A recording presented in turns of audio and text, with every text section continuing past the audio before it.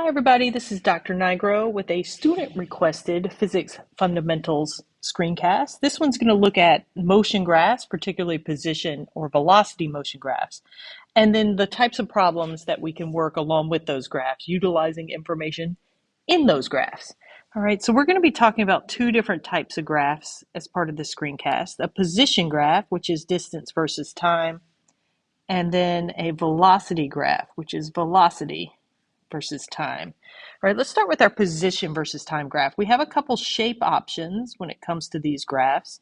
All right, we could have an object that's moving in a way that gives us a graph that looks like this. We would call this a sloped graph.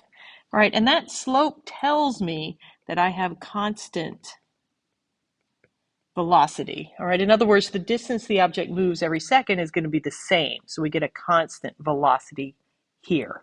All right, now because this is sloped, I could calculate the slope of this line, and that tells me the velocity of that object. So being able to calculate the slopes of these lines is going to be pretty important. All right, another option for motion is if we have something that's curved, so something that looks like this. All right, so we have a curved line on that graph, and that tells me that we have changing velocity. Now, I can't determine a slope for that line because it's not a straight line, so we don't do a linear fit there, but the shape itself gives me information about that object's motion. All right, if we slide over to our velocity versus time graphs, we have two choices here as well. We can have something that is horizontal, or as I've used in class, flat. All right, and if we see a velocity versus time graph that looks this way, we know that we have constant velocity. We could determine the slope here, and the slope should be equal to 0 in this case. All right, now the velocity value that intercepts the y-axis will be our velocity for that particular object. All right, the other option here is if we have something that is slanted or sloped like this. All right, so if we have a graph that is sloped, that tells me that I have changing velocity. And similar to what we saw over on our position versus time graph, I can calculate the slope of that line, and it will give me not the velocity, sorry about that, the acceleration value of this object. All right, now before we move into the problems, just a little bit of a reminder.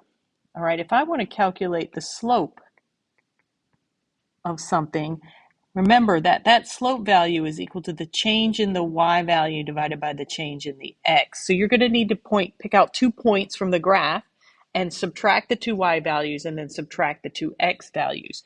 All right, remember we always subtract the point furthest from the origin. The point closest to the origin from the point furthest from the origin. All right, a second formula we're going to use a little bit here is our acceleration formula, and that is the final velocity minus the initial velocity divided by time is going to give us our acceleration value. Okay, so let's step down here and look at this first problem. All right, we have a bicyclist who has an initial velocity of 2 meters per second.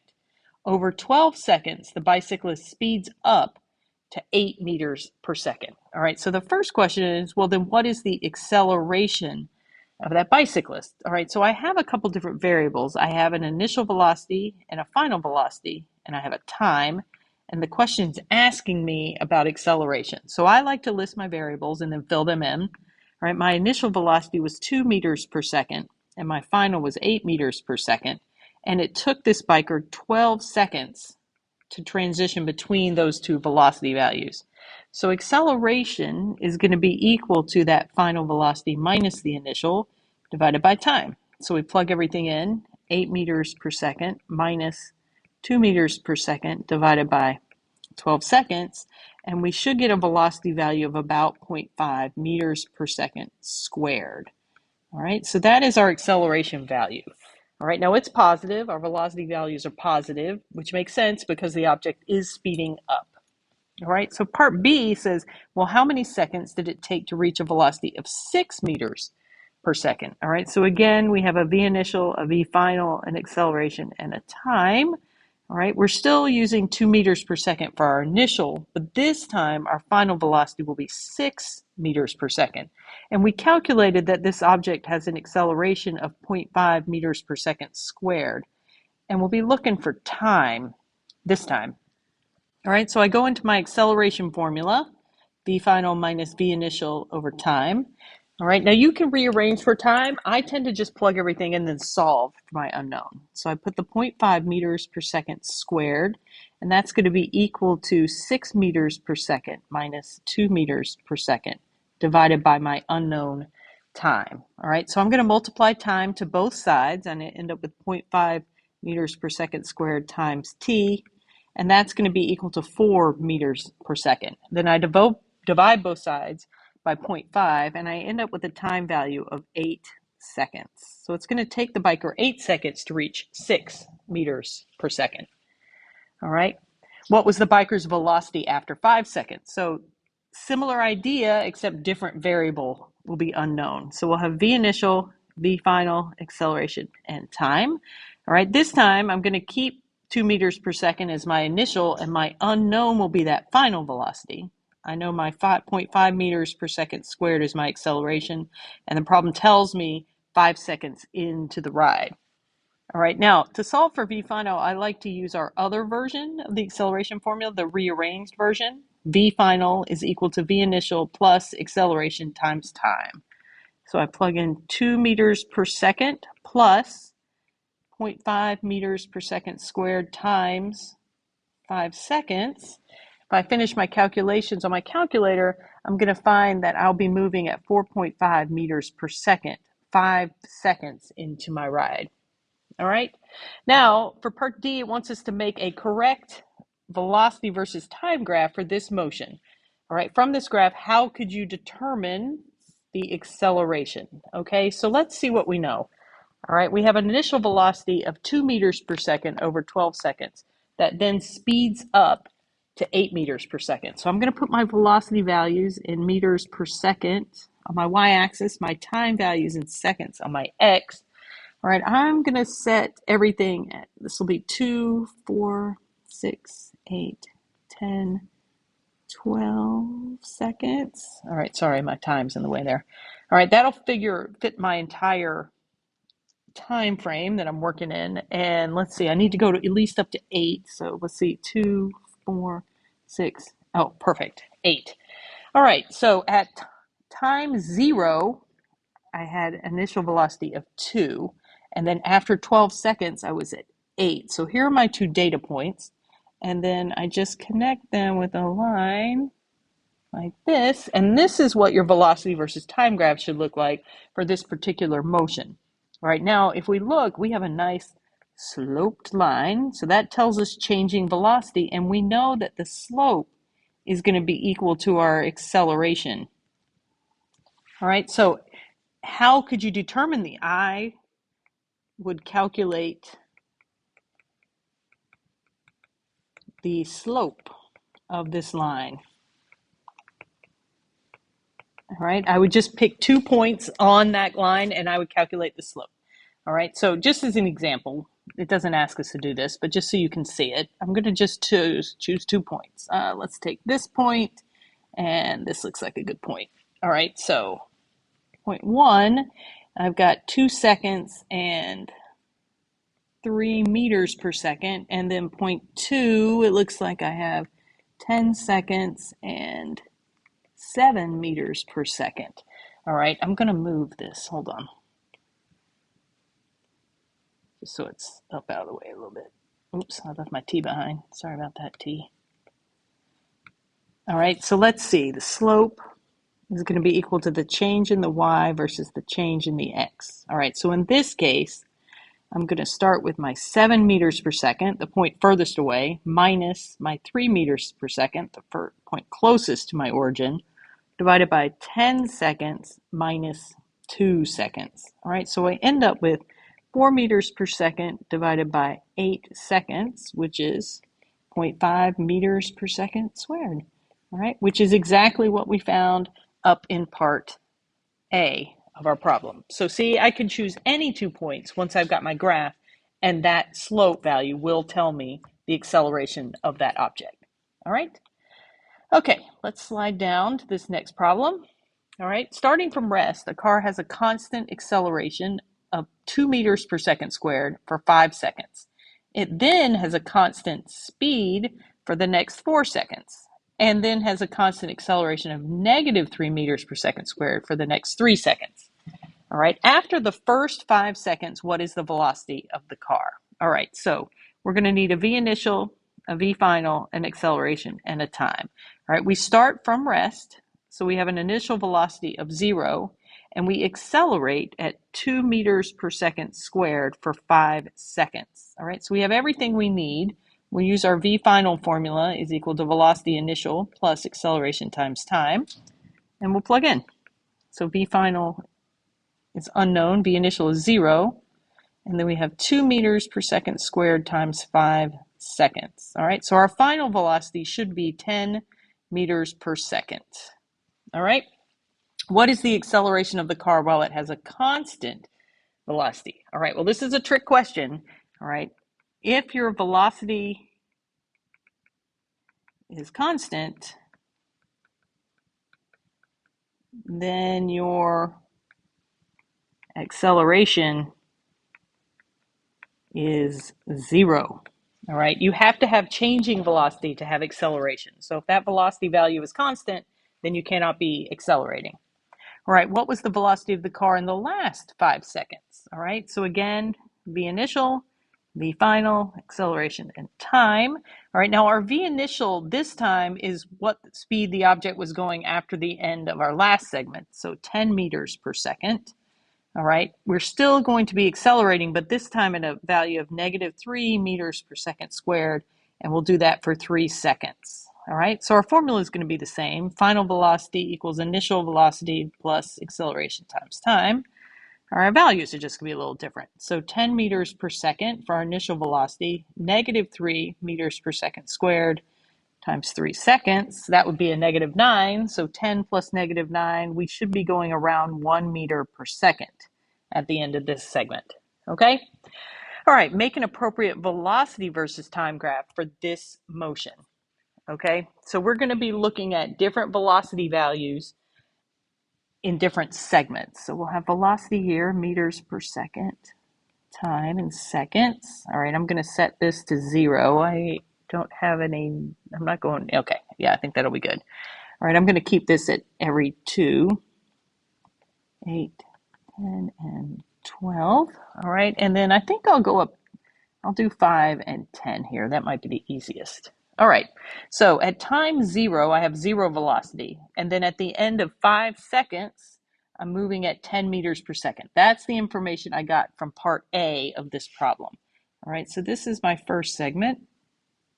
All right, after I increase to 10 meters per second, the problem tells me that I have a constant speed for the next 4 seconds. So that means I'm going to go to 9, and I'll continue moving at that 10 meters per second. Oh, wait a minute. That needs to, let's see, there we go. That looks a little better. Okay, and then we are going to end going 1 meter per second. So after 3 seconds, we'll be going 1 meter per second. So that's going to be right around here, give or take a little bit. And so then we connect. Whoa, that's not very good. Oh, look, straighten out for me. All right, so this is what our velocity versus time graph would look like for this particular trip. All right, this goes with part A of the problem, this goes with part B, and this goes with part C. All right, if I wanted to determine the acceleration of any of these pieces, I would do exactly what I did above. I would pick 2 points. Let's take these 2, and I would determine the slope of the line from those 2 points. All right, so we'll just do this one as an example. All right, so point 1 here looks like 2 seconds and, oh, what did I do here? 2.5. Oh, this is going to be tricky. Let's see, 2.5's in the middle, plus 1.25, so that's 3.75 meters per second, sorry. All right, and then for our second point, it looks like we're at 4 seconds and, oh, that's a little bit easier, 7.5 meters per second. All right, so we'll calculate that slope again, change in y over change in x. All right, so we're going to have 7.5 meters per second minus 3.75 meters per second divided by 4 seconds minus 2 seconds. All right, so if I plug this into my calculator, divided by 2, all right, I get around 1.8.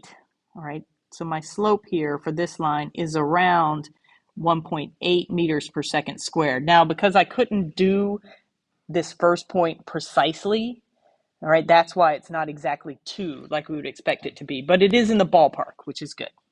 All right, so let's move down to our last problem. All right, this problem says use the graphs below to answer the following questions. All right, so I have a velocity versus time graph. All right, and you can see it's slanted down towards 12 from time 0 to 12. This is time 0. All right, is this a constant velocity or constant acceleration? Well, the velocity value is clearly changing, so it can't be constant velocity. So we must have constant acceleration here. All right, if we had constant velocity, we would have seen a line that looks like this, that went flat, just like that. But because we don't have that, we have a slope instead. We must have changing velocity, which is constant acceleration. What time is the object moving at 2 meters per second? All right, so for this one, I just need to use the graph. So it's 2, 4, 6. So here's 2 seconds. And I'm just going to go up to the graph and I'm going to read about where we are.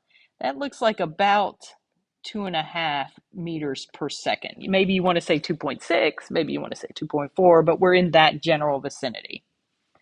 All right, using the velocity graph above, how would you calculate? How?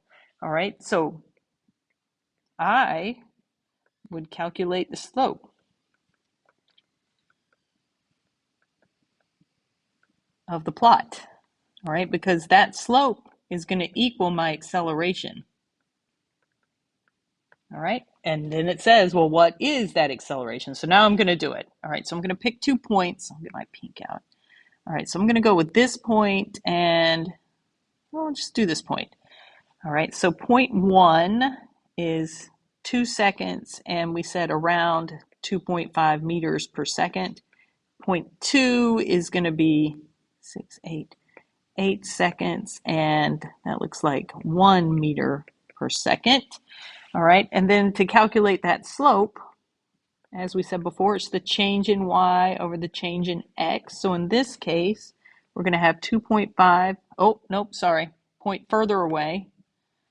All right, and that point is 1 meter per second minus 2.5 meters per second divided by 8 seconds minus 2 seconds. All right, so we're going to have 1 minus 2.5, and we'll divide that by 6, and we find that our slope here is negative 2.5 meters per second squared. So our acceleration is negative here, which is reasonable because if we look at our graph, the slant is from a larger value towards a smaller one, and that tells me that we are slowing down, and that negative acceleration accompanies that slowdown. All right, describe the motion in the velocity graph. All right, so according to the velocity graph, we are moving forward. Right? I know that because the velocity is positive. All right, if the velocity values were under the 0 line, then we'd be moving backwards. All right, we're not moving at constant velocity because that velocity value is changing.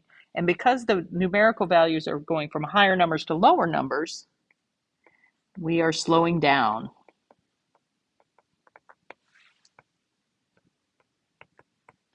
All right, sketch the shape of the position versus time graph that would go with this motion. You do not know how to calculate. All right, so we're just doing the shape. We don't need to fill in any numbers with our position versus time graph. All right, so we are moving in a positive direction. So we're going to start down near 0, and we are slowing down. So that means we have to change distance rapidly initially, and then we level off just like this. So this would be the velocity position versus time graph that would accompany this particular velocity versus time graph. Okay? All right, so that's it. If you have any questions, please don't hesitate to ask.